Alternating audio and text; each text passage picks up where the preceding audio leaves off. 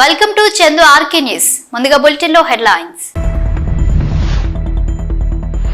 Social మీడియాపై ఉక్కుపాదం మోపుతున్న కూటమి ప్రభుత్వం. కక్ష సాధింపు చర్యలంటూ వైసీపీ మండిపాటు. AP assembly deputy speaker Raghurama Krishnamraju కూటమి నాయకులకు ధన్యవాదాలు తెలిపిన ట్రిపుల్-ఆర్. ప్రశాంతంగా జార్ఖండ్లో తొలిదశ పోలింగ్. 31 అసెంబ్లీ లోక్సభ నియోజకవర్గానికి ఉప ఎన్నికల పోలింగ్. నీటిపారుదల శాఖకు భారీగా నిధులు. సాగునీటి ప్రాజెక్టుల నిర్మాణానికి 2024-25 బడ్జెట్లో 16,705 కోట్లు కేటాయింపు. మా సోషల్ మీడియా కార్యకర్తలను అక్రమంగా అరెస్టు చేస్తున్నారు. ఈ 2 వారాల్లో 57 మందిపై కేసులు పెట్టారని, వాళ్లలో 12 మంది ఎక్కడున్నారో కూడా తెలియకుండా చేశారని, సోషల్ మీడియా కార్యకర్తల అరెస్టులపై ఎన్హెచ్ఆర్సీలో ఫిర్యాదు చేశామని తెలిపారు వైఎస్ఆర్సీపీ పార్టీ రాజ్యసభ ఎంపీ వైవి సుబ్బారెడ్డి. ఇప్పుడు ఇంకా గత 2 వారాల నుంచి ఇంకా 2 అడుగులు ముందుకెళ్ళి YSR Congress party social media యాక్టివిస్టుపై అక్రమ కేసులు పెట్టి అక్రమంగా అరెస్టు చేయకుండానే ఇల్లీగల్ డిటెన్షన్ చేయటం కార్యక్రమం గత 2 వారాల నుంచి రాష్ట్రంలో చాలా ఘోరంగా చేసే పరిస్థితి. రోజు అధికారంలో ఉన్న కూటమి ప్రభుత్వం అధికారులు వాళ్ళు చెప్పినట్టు వింటూ ఏ విధంగా కార్యకర్తలను, మరీ ముఖ్యంగా సోషల్ మీడియా కార్యకర్తలను ఇబ్బందులు పాలు చేస్తున్నారనే అంశం ఈరోజు అక్కడ కోర్టులని ఆశ్రయించడం జరిగింది. ఎందుకంటే మా పార్టీ అధ్యక్షుడు జగన్మోహన్ రెడ్డి గారు చెప్పారు, YSR Congress party social media పనిచేసే ప్రతి ఒక్క కార్యకర్తకి, పార్టీ కార్యకర్తలకి అండగా నిలబడతాం.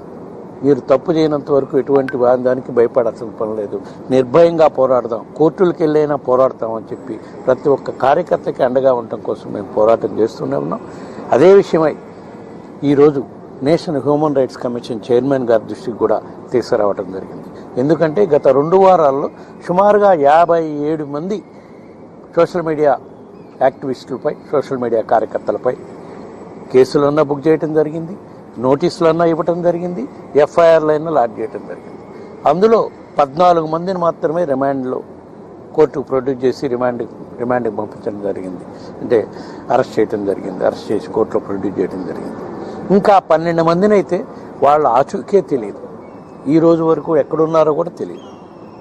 వాళ్ళపై కూడా మేము ఆంధ్రప్రదేశ్ హైకోర్టులో 12 మందిపై పిటిషన్ కూడా వేయటం జరిగింది, ఏబిఎస్ కార్పస్ పిటిషన్ కూడా వేయటం జరిగింది. అవి కూడా అందులో కూడా మా కార్యకర్తలకి న్యాయం జరిగేట్టుగా YSR Congress. Andhra Pradesh assembly deputy speaker గా ఎన్డీఏ కూటమి తరపున నన్ను నామినేట్ చేసిన ఆంధ్రప్రదేశ్ ముఖ్యమంత్రి, తెలుగుదేశం పార్టీ జాతీయ అధ్యక్షులు నారా చంద్రబాబు నాయుడు, రాష్ట్ర ఉప ముఖ్యమంత్రి, జనసేన పార్టీ అధ్యక్షులు పవన్ కళ్యాణ్ కు, రాష్ట్ర మంత్రి, తెలుగుదేశం పార్టీ జాతీయ ప్రధాన కార్యదర్శి నారా లోకేష్ కు, భారతీయ జనతా పార్టీకి నా హృదయపూర్వక ధన్యవాదాలు తెలుపుతున్నాను అంటూ ఓ పోస్టులో తెలిపారు ఉండి ఎమ్మెల్యే రఘురామ కృష్ణంరాజు. జార్ఖండ్ లో తొలి దశ పోలింగ్ ప్రశాంతంగా జరిగింది. 31 అసెంబ్లీ, 1 లోక్సభ నియోజకవర్గానికి ఉప ఎన్నికల పోలింగ్ జరగగా, తొలి విడతలో 15 జిల్లాల్లోని 43 అసెంబ్లీ నియోజకవర్గాల్లో ఇవాళ పోలింగ్ జరుగుతుంది. 683 మంది అభ్యర్థులు రంగంలో ఉన్నారు. పోలింగ్ కోసం 15,344 కేంద్రాలను అధికారులు ఏర్పాటు చేశారు. 1.37 కోట్ల మంది ఓటు హక్కును వినియోగించుకోనున్నారు. మొత్తం 33 నియోజకవర్గాలకు సిక్కింలోని 2 నియోజకవర్గాలు ఏకగ్రీవమయ్యాయి.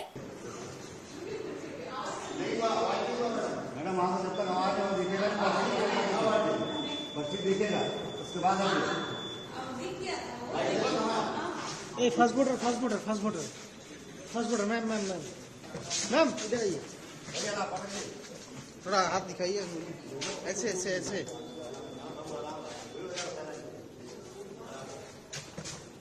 రాష్ట్రంలో సాగునీటి ప్రాజెక్టుల నిర్మాణానికి 2024-25 బడ్జెట్లో 16,705 కోట్లు కేటాయించారు. కేంద్ర ప్రభుత్వం పోలవరం ప్రాజెక్టుకు ఇచ్చే నిధులతో కలిపి ప్రాజెక్టుల నిర్మాణానికి, జల వనరుల శాఖలో ఇతర ఖర్చులకు ఈ మొత్తం నిధులిచ్చారు. పోలవరం ప్రాజెక్టుకు 5,445 కోట్లు కేటాయింపులు జరిగాయి. వెలిగొండ, హాంద్రినివాస్, సుజల స్రవంతి, చింతలపూడి ఎత్తిపోతల పథకం, వంశధార 2వ భాగం పనులు, మహేంద్ర తనయ అఫ్షోర్ రిజర్వాయర్, గాలిరు నగరి, సుజల స్రవంతి వంటి ప్రాజెక్టులకు నిధులు దక్కినట్లు తెలుస్తోంది.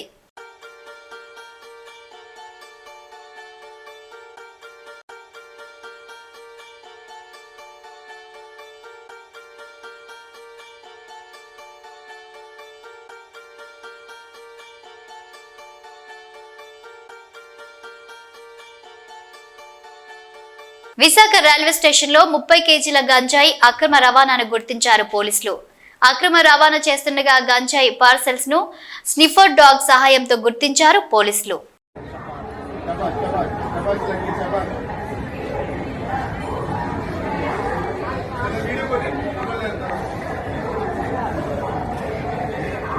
ఏపీలో సోషల్ మీడియాలో యాక్టివ్ గా ప్రభుత్వానికి వ్యతిరేకంగా మాట్లాడే వారిని తమపై అనుచిత పోస్టులు పెట్టారంటూ కూటమి ప్రభుత్వం వైసీపీ కార్యకర్తలను అరెస్ట్ చేస్తున్న పోలీసులు నేడు రామ్ గోపాల్ వర్మకు మద్దిపాడు పోలీసులు నోటీసులు ఇచ్చారు. గత జగన్ ప్రభుత్వాన్ని తుగ్లక్ ప్రభుత్వం అని ఎందుకు అనేవారో తెలుసుకోవాలి అంటే మహిళా కార్యదర్శుల నియామకం, వారికి కేటాయించిన విధులే ఒక ఉదాహరణ. గ్రామ వార్డు మహిళా సంరక్షణ కార్యదర్శులుగా వీరిని నియమించడం జరిగింది. దాదాపు 15,000 మందిని రిక్రూట్ చేశారని, వారినే మహిళా రక్షణ కార్యదర్శుల కింద మార్చడం జరిగిందన్నారు. కేవలం 2 వారాలు వారికి ట్రైనింగ్ ఇచ్చి వారిని నియమించారని, ఇది పూర్తిగా గత గవర్నమెంట్ అవివేక చర్య అని అన్నారు వంగలపూడి అనిత.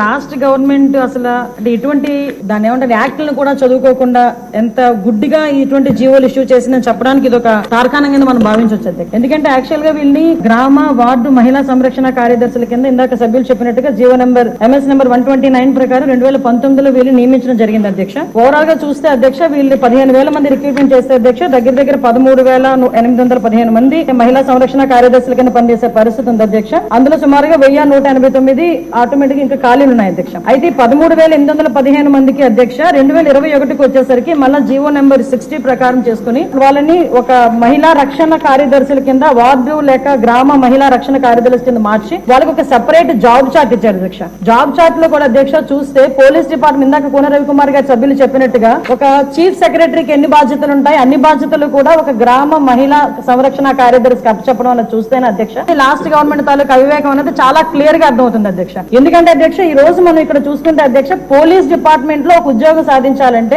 వాళ్ళు శారీరక ఆరోగ్య పరీక్షలు వాళ్ళు నెగ్గాలి, రిటర్న్ టెస్ట్ వాళ్ళ ఎగ్జామ్ పాస్ అవ్వాలి, 9 months ట్రైనింగ్ కఠోరమైన ట్రైనింగ్ ఉంటుంది అధ్యక్ష. కఠోరమైన ట్రైనింగ్ తర్వాతనే ఆ పోలీస్ కానిస్టేబుల్స్ కింద వాళ్ళు అందరూ కూడా బయటకు వచ్చి పోలీస్ డిపార్ట్మెంట్ వర్క్ చేసే పరిస్థితి ఉంటుంది అధ్యక్ష. కానీ వీళ్ళని మహిళా రక్షణ కార్యదర్శి కింద ఏర్పాటు చేసిన తర్వాత కేవలం 2 వారాలు వాళ్ళకి ట్రైనింగ్ ఇచ్చి ఒకటేమో ఒక వారం పోలీస్ డిపార్ట్మెంట్ వాళ్ళు ఇంకొక వారం ICDS డిపార్ట్మెంట్ వాళ్ళు ట్రైనింగ్ ఇచ్చి ఓవరాల్ చెప్పాలంటే వీళ్ళు గ్రామాల మీద వదిలేశారు అధ్యక్ష. వాళ్ళు పంపించిన తర్వాత కూడా వాళ్ళకి ఇష్టాలు కూడా గ్రహించకుండా పోలీస్ డ్రెస్ కూడా వాళ్ళకి వేయటానికి ఇంచుమించుగా పోలీస్ యూనిఫామ్ కూడా వాళ్ళకి వేయాలి అని చెప్పి వాళ్ళు రిస్ట్రిక్ట్ చేస్తే వాళ్ళు కూడా దానికి భయపడి బాధపడి చాలా మంది కోర్టులకు వెళ్ళిన సందర్భాలు కూడా ఉన్నాయి అధ్యక్ష. ఈ రోజు కోర్టులో దగ్గర 7 రిట్ పిటిషన్లు మహిళా కార్యదర్శికి సంబంధించి ఆ పోలీస్ డ్రెస్ విషయంలోని కానీ వీళ్ళు జాబ్ చార్ట్ ఒక అవగాహన లేక డబ్బులు ఇచ్చుకుని పెట్టుకున్నాడు కదా, ఆ మేధావులందరూ కలిపి ఆల్రెడీ 12,000 మంది వీళ్ళు పనిచేస్తున్నారు కదా, వీళ్ళని మనం పోలీసుల కింద కన్వర్ట్ చేసేస్తే వాటిని తగ్గించి వచ్చని ఒక ఉచిత సలహా పడేశారు అధ్యక్ష. దానికి వెనకాతలు ఒక పోలీస్ డిపార్ట్మెంట్ మీద ఒక అవగాహన, పోలీస్ రిక్రూట్మెంట్ మీద ఒక అవగాహన, వాళ్ళ తాలూకా జాబ్ చార్ట్ మీద ఒక అవగాహన ఉండుంటే ఇలాంటి పని చేసి ఉండేవారు కాదు అధ్యక్ష. ఈ రోజు వీళ్ళ పరిస్థితి ఏమైపోయిందంటే వీళ్ళు వెళ్ళి రిపోర్ట్ చేయాల్సింది గ్రామ సెక్రటరీకి రిపోర్ట్ చేయాలి. వీళ్ళ అడ్మినిస్ట్రేటివ్ పవర్స్ ఎక్కడ ఉంటాయంటే పోలీస్ డిపార్ట్మెంట్ దగ్గర ఉంటాయి. వీళ్ళకి జీతం ఇచ్చేదేమో ఎంపీడీఓ, లీవ్ ఇచ్చేదేమో ఎంపీడీఓ, మళ్ళా తిరిగి ఒకవేళ ట్రాన్స్ఫర్ అవ్వాలంటే డిపార్ట్మెంట్ కలెక్టర్ దగ్గరికి వెళ్ళాలి అధ్యక్ష. అంటే వీళ్ళకి సంబంధించి ఒక అథారిటేటివ్ ఆఫీసర్ ఒకరు కూడా లేక ఇన్ని డిపార్ట్మెంట్స్ తో పోనీ పైకి వచ్చిన తర్వాత పని చేద్దామంటే వీళ్ళు తాలూకా అంటే పైత్యం ఎంత పెరిగిపోయిందంటే లాస్ట్ గవర్నమెంట్ కి వీళ్ళ చేతే తక్కువ జీతాలు ఇచ్చి ఎక్కువ పని చేయించుకుందామని క్రైమ్ ఆఫ్ ఎఫెన్స్ దగ్గర కూడా కాపాడడానికి కూడా వీళ్ళు తీసుకెళ్లాలంట. నాన్ బెయిలబుల్ వారెంట్లకు సంబంధించి వీళ్ళు సపోర్ట్ చేయాలంట. అక్కడికి వెళ్లి మహిళా సంరక్షణ కార్యదర్శుల కింద మహిళా రక్షణ కార్యదర్శుల కింద అక్కడ ఉన్న అవగాహన కల్పించడం లేకపోతే ICDS సంబంధించి ఏదైనా మిడ్ డే మీల్ చూడడం అంతవరకు ఓకే. ఆఖరికి పోలీస్ డిపార్ట్మెంట్ కి వాళ్ళ ఇన్వెస్టిగేషన్ లోని కూడా వీళ్ళు హెల్ప్ తీసుకుని చేసుకునే పరిస్థితి కనిపించింది. లాస్ట్ గవర్నమెంట్ లో చాలా మంది మాతోనే మొరపెట్టుకున్నారు అధ్యక్ష. మేము ప్రతిపక్షంలో ఉండేటప్పుడు పోరాటాలు చేసేటప్పుడు మమ్మల్ని ఆపడానికి ఈ మహిళా కానిస్టేబుల్ తో పాటు మహిళా పోలీసులు కూడా పంపించేవారు. మేము అడిగేవాళ్ళం మీరెవరమ్మా మహిళా పోలీసా మహిళా కానిస్టేబుల్ అంటే మహిళా పోలీస్ అండి అని. ఇందులో విషయం ఏంటంటే అధ్యక్ష చాలా మంది ఏజ్ అయిపోయిన వాళ్ళు ఉన్నారు. మళ్ళీ ఇంకోటి ఏంటంటే ఎంటెక్లు బీటెక్లు చేసుకుని కొంతమంది ఫ్యామిలీస్ పోలీస్ డిపార్ట్మెంట్ లోకి కొంతమంది యాక్సెప్ట్ చేస్తారు, కొంతమంది యాక్సెప్ట్ చేయకపోతారు. ఇలాంటి సిచ్యువేషన్స్ అన్నింటిలోని కూడా ఈ రోజు వీళ్ళు పడుతున్న బాధ అధ్యక్ష వర్ణనాతీతం. ఇంకొకటి ఇందులో కొసమేర్పు ఏంటంటే ఎన్నో సంవత్సరాల కానిస్టేబుల్ కింద చేస్తే హెడ్ కానిస్టేబుల్ ప్రమోషన్ వస్తుంది. హెడ్ కానిస్టేబుల్ దగ్గర నుంచి ఒక ASI, SI, CA ర్యాంక్ వరకు వెళ్తారు. వీళ్ళు ఎటువంటి రిక్రూట్మెంట్ లేదు, ఎటువంటి శారీరక దృఢ పరీక్షలు లేవు, ఎటువంటి రిటర్న్ టెస్టులు లేవు, ఎటువంటి ట్రైనింగ్స్ లేవు. వీళ్ళకి కూడా మహిళా పోలీస్ దగ్గర నుంచి అప్ టు ఇన్స్పెక్టర్ వరకు కూడా వీళ్ళకి కూడా ఒక ప్రమోషన్ జాబ్ చార్ట్ ఇచ్చేసి ఒక జీవో కూడా రిలీజ్ చేశారు అధ్యక్ష. అప్పుడు మనందరం అనుకునే వాళ్ళం తొగ్లక్ పరిపాలన దానికి ఇది ప్రత్యేక సాక్ష్యం కింద మనం ఈ మహిళా రక్షణ కార్యదర్శుల గురించి చూడాలంటే ఇది మనం చెప్పుకోవచ్చు అధ్యక్ష. ఇన్ని రకాలుగా వీళ్ళు చేసిన అధ్యక్ష, వీళ్ళకి ఏంటంటే అధ్యక్ష ఎస్కార్ట్ డ్యూటీలు, బందోబస్తు డ్యూటీలు, వాళ్ళు అక్కడికి వచ్చి ఏడ్చేవారు అధ్యక్ష. ప్రస్తుతం చాలా మంది మేము వచ్చిన తర్వాత కూడా ఇప్పుడు ఈ విషయంలోనే గౌరవ సభ్యులందరూ కూడా చెప్పడం జరిగింది, వీళ్ళు పోలీస్ డిపార్ట్మెంట్ కి సంబంధించిన వాళ్ళ కింద ఉంచాలా, లేకపోతే ICDS లో మనం పంపించుకోవాలా, వేరే ఎవరికైనా ఏదైనా జాబ్ చార్ట్ ఇచ్చి సపరేట్ గా వీళ్ళు ఏదైనా మనం చేయాలా అనేది ఆలోచన చేసుకోవడానికి ఒక సుదీర్ఘమైన చర్చ అయితే జరగాలి అధ్యక్ష. మేము చర్చిస్తాం అధ్యక్ష. నా అప్పీల్ ఏంటంటే ఇక్కడ గౌరవ సభ్యులందరూ ఉన్నారు, గౌరవ సభ్యులందరూ కూడా ఈ విషయంలోనే మనందరికీ కూడా అవగాహన ఉంది. ఈ గౌరవ సభ్యులందరూ కూడా ఈ విషయంలో, ఈ మహిళా కార్యదర్శుల విషయంలో మనం ఏం చేస్తే వాళ్ళ సేవలు వినియోగించుకునేటట్టుగా ఉంటుందో, గౌరవ సభ్యులు ఎవరైనా లిఖిత పూర్వకంగా మాకు సూచనలు సలహాలు ఇచ్చినా దాన్ని బేస్ చేసుకుని అదే విధంగా మనం డిపార్ట్మెంట్ వాళ్ళతో కూడా చర్చించి దీని మీద నిర్ణయం తీసుకుని యాజ్ ఎర్లీ యాజ్ పాసిబుల్ మహిళా సంరక్షణ కార్యదర్శులకి ఒక జాబ్ చార్ట్ ఇస్తామని చెప్పి మీ ద్వారా సభకు తెలియజేసుకుంటున్నాను అధ్యక్ష. IIT తిరుపతికి ఆగస్టు 9, 2016లోనే భూములు కేటాయించి పనులు ప్రారంభించారని, NIT తాడపల్లిగూడెంకు ఏప్రిల్ 16, 2016లో 172 ఎకరాలు, విశాఖలో IIMకు ఏప్రిల్ 16, 2016లో 240 ఎకరాలు భూములు, సెంట్రల్ వర్సిటీ అనంతపురానికి ఏప్రిల్ 16, 2016లో 491 ఎకరాలు, ఐషర్కు 255 ఎకరాలు, IIITలకు కూడా భూములు అప్పట్లోనే కేటాయించారని తెలిపారు మంత్రి నారా లోకేష్. యుద్ధ ప్రాతిపదికన భూములు కేటాయించడమే గాక కేంద్ర ప్రభుత్వం నుంచి వచ్చే నిధులు, పనుల పురోగతిని ఆనాడు ప్రతి నెల ముఖ్యమంత్రి సమీక్షించారు. అభివృద్ధి వికేంద్రీకరణలో భాగంగా విభజన చట్టంలో ఉన్న విద్యా సంస్థలను కూడా రాష్ట్రంలోని వివిధ ప్రాంతాల్లో ఏర్పాటు చేయాలని నిర్ణయించారు. పనులను పూర్తి చేసేందుకు చిత్తశుద్ధితో కృషి చేశారు. ఆయా విద్యా సంస్థలకు పెండింగ్ లో ఉన్న రోడ్లు, తాగునీరు, ఇతర మౌలిక సదుపాయాల సమస్యలను వెంటనే పరిష్కరించేందుకు కృషి చేస్తామని తెలిపారు నారా లోకేష్. అధ్యక్ష, మీరు ఒకసారి ఐఐటిలో చూస్తే ఆనాడు తెలుగుదేశం ప్రభుత్వం ఆగస్టు 9, 2016లోనే భూములు కేటాయించి పనులు కూడా ప్రారంభించే విధంగా చేస్తాం జరిగింది అధ్యక్ష. IIM విశాఖపట్నానికి వచ్చేగల ఏప్రిల్ 16, 2016లోనే ఆనాడు 240 ఎకరాలు భూమి ఇస్తాం జరిగింది అధ్యక్ష. ఐజర్ పోతే మీరు చూస్తే డిసెంబర్ 17, 2015లోనే 255 ఎకరాలు ప్రభుత్వం ఇస్తాం జరిగింది అధ్యక్ష. ఇంకా NIT తాడేపల్లిగూడెంకి వచ్చేగల 172 ఎకరాలు ఏప్రిల్ 16, 2016లో ఇస్తాం జరిగింది అధ్యక్ష. ఇంకోటి IIIT DM కు వచ్చేగల 151 ఎకరాలు మార్చి 31, 2016లో ఇస్తాం జరిగింది. ఇంకా సెంట్రల్ యూనివర్సిటీ అనంతపురం వచ్చేగల సుమారుగా 491 ఎకరాలు ఏప్రిల్ 16, 2016లో ఇస్తాం జరిగింది అధ్యక్ష. ఇవన్నీ నేను ఎందుకు చెప్తున్నానంటే నాడు యుద్ధ ప్రాతిపదికంగా కేవలం భూములే కేటాయిస్తాం కాదు, పనులు జరుగుతున్నాయా జరగట్లేదా, కేంద్ర ప్రభుత్వం నుంచి రాబట్టాల్సిన నిధులు ఏంటనేది ప్రతి నెల గౌరవ ముఖ్యమంత్రి గారు రివ్యూ చేసేవారు అధ్యక్ష. మీరు కూడా అధ్యక్ష గతంలో PRRD మంత్రిగా చేశారు. ఉపాధి హామీ అనుసంధానం ఎట్లా చేయాలి, దాని అన్నిట్లో ఎట్లా చేయాలని ఆనాడు ముఖ్యమంత్రి గారు పెద్ద ఎత్తున రివ్యూ కూడా చేశారు అధ్యక్ష. సో ఇట్లా అన్ని పనులు ఒక పద్ధతి ప్రకారం చేసుకుంటూ పోయాయి అధ్యక్ష. వాస్తవంగా చెప్పాలంటే సెంట్రల్ ట్రైబల్ యూనివర్సిటీకి వచ్చేగల కొంచెం డిలే అయ్యగల ప్రభుత్వాలు మారినాయి. ప్రభుత్వం మారిన తర్వాత తెలుగుదేశం పార్టీ అధికారులు ఉన్నప్పుడు ఒక భూమి ఐడెంటిఫై చేశాం, కేటాయించాం, కానీ ఎక్కడ రాజకీయంగా క్రెడిట్ వస్తుందని చెప్పి మళ్ళీ వేరే భూమిలోకి షిఫ్ట్ చేశారు. దానివల్ల 5 సంవత్సరాలు కాలయాపన చేశారు అధ్యక్ష ట్రైబల్ యూనివర్సిటీ. మన ప్రభుత్వ అధికారులకు వచ్చినా చాలా స్పష్టంగా లేదు, ఎక్కడైతే ఫైనలైజ్ చేసా అక్కడనే ముందరికి వెళ్దాం అని చెప్పాం అధ్యక్ష. ఈ సెంట్రల్ ట్రైబల్ యూనివర్సిటీ కూడా యుద్ధ ప్రాతిపదికంగా వచ్చే 2 సంవత్సరాలు పూర్తి చేస్తామని సభకి నేను హామీ ఇస్తున్నా అధ్యక్ష. పెద్దలు బుచ్చ చౌదరి గారు, బోండోమా గారు చెప్పినట్లు అధ్యక్ష ఇంకా కొన్ని పెండింగ్ వర్క్స్ ఉన్న విషయం వాస్తవం అధ్యక్ష. తాగునీరు కానివ్వండి, రోడ్లు కానివ్వండి, ఈ సమస్య ఉన్నాయి. నా దృష్టి కూడా అధికారులు తీసుకొస్తాం జరిగింది. అది తప్పనిసరిగా సంస్థలతో మాట్లాడతాను. ఇంటెక్ కానివ్వండి, మ్యాన్ పవర్ కూడా డిస్కస్ చేసి తప్పనిసరిగా ఎట్లా టేకప్ చేయాలో చేస్తాం. పెద్దలు బుచ్చ చౌదరి గారు ఏకంగా రాజమండ్రి ఏమైనా చేస్తే బాగుంటుందని కోరటం జరిగింది. అది ఆల్రెడీ ఒక ఆలోచనలో ఉన్నాం. తొందరలోనే మీతో చర్చించి ఎట్లా చేద్దాం అనేది విల్ టేక్ ఇట్.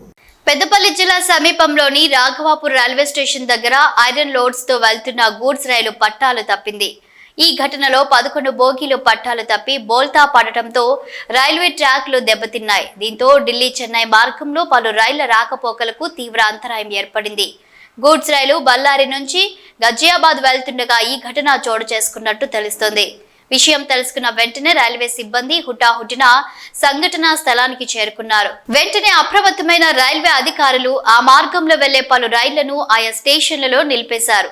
ప్రమాదం జరిగిన కొద్దిసేపటికే పెద్దపల్లి స్టేషన్లో సంపర్క్ క్రాంతి, భాగ్యనగర్ ఎక్స్ప్రెస్ లను నిలిపివేయగా ప్రయాణికులు తీవ్ర ఇబ్బందులు ఎదుర్కొన్నారు. ఇక ప్రమాద సమాచారాన్ని తెలుసుకున్న కేంద్ర మంత్రి బండి సంజయ్ రైల్వే జీఎంతో ఫోన్లో మాట్లాడారు. పెద్దపల్లి రామగుండం మార్గంలోని ప్రయాణికులకు ఇబ్బందులు తలెత్తకుండా చూడాలని కోరారు. తక్షణమే సహాయక చర్యలు తీసుకోవాలని ఆదేశాలు జారీ చేశారు. బుధవారం ఉదయం వరకు రైల్వే ట్రాక్ ను పునరుద్ధరణ పనులు పూర్తి చేస్తామని అధికారులు హామీ ఇచ్చినట్టు బండి సంజయ్ ఓ ప్రకటనలో తెలిపారు.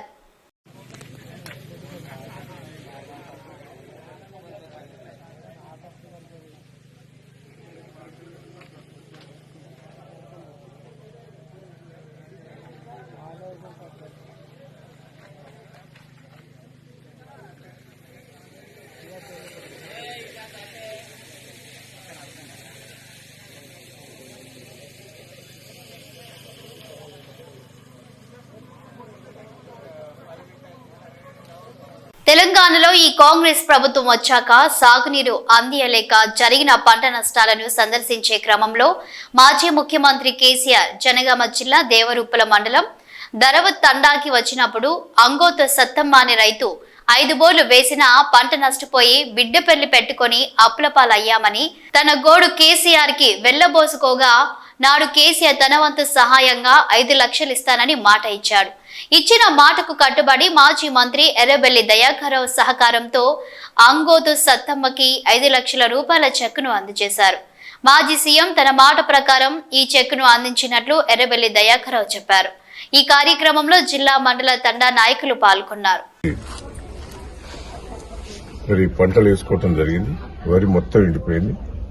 గత కేసీఆర్ గారు ఉన్నప్పుడు వరుసగా 5-6 నెలలు మరి నీళ్లు రావటం జరిగింది.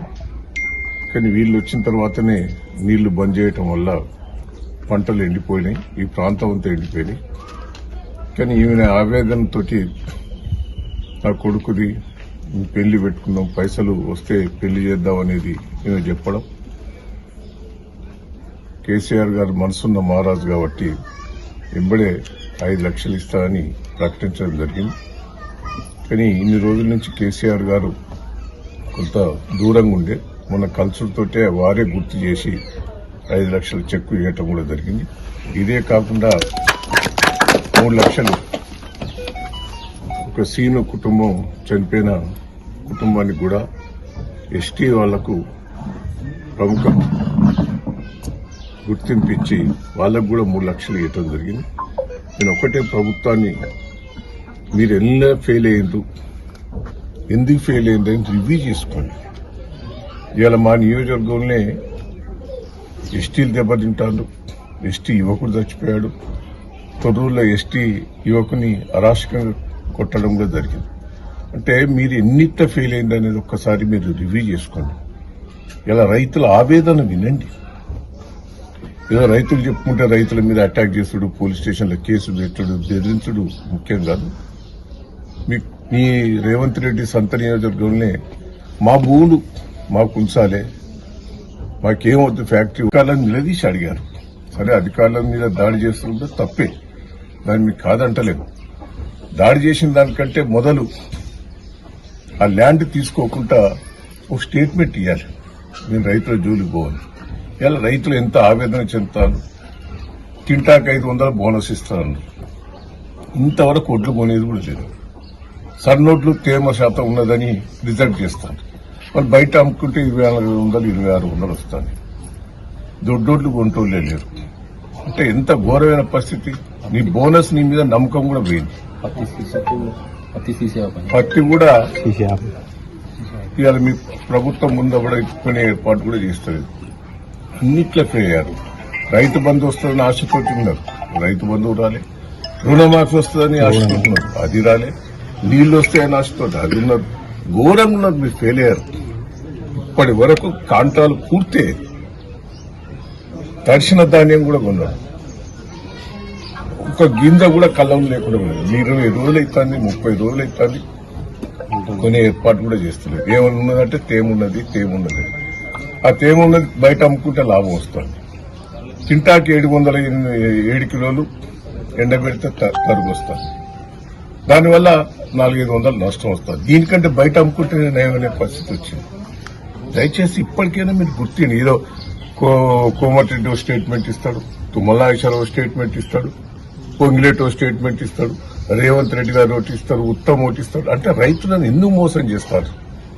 రైతులు అన్యాయంగా మీ ద్వారా బలయ్యారు, ఆత్మహత్యలు చేసుకుంటున్నారు. మొన్న పద్దన్నపేటలో కూడా ఓ రైతు ఆత్మహత్య చేసుకున్నాడు. ఇప్పటికైనా మీరు కళ్ళు తెరవండి. వాళ్ళ మీద ఉల్టా కేసులు పెట్టుడు, సోషల్ మీడియాలో ఏమో వచ్చిందని పిలిచి పోలీసు వాళ్ళు బెదిరించుడు, ఇది పద్ధతి కాదు. దయచేసి మార్పు తెచ్చుకోండి. ఎన్నో ఆశలతోటి మీరు ఏదో చేస్తారన్న ఆశతోటి గెలిపించారు. 2500 ఇస్తారన్న, ఇంతవరకు ఇచ్చిందే లేదు. గ్యాస్ లేదు, ఏ స్కీమ్ లేదు. మహారాష్ట్ర పోయి గొప్పలు చెప్పుకుంటున్నాం. 300 కోట్లు ఖర్చు పెట్టి మహారాష్ట్రలో అడ్వర్టైజ్మెంట్ ఇవ్వాలన్నా తెలంగాణ ప్రభుత్వం డబ్బులు. ఇక్కడనో గతి లేక మేం చేస్తున్నాం. ఇక్కడ పెన్షన్లు పెంచలేదు, మహిళలకు ఇచ్చేది పెంచలేదు, కేసీఆర్ కిట్టు లేదు, కేసీఆర్ గారు చేసిన పథకాలను కూడా ఇంప్లిమెంట్ చేసే ప్రయత్నం లేదు.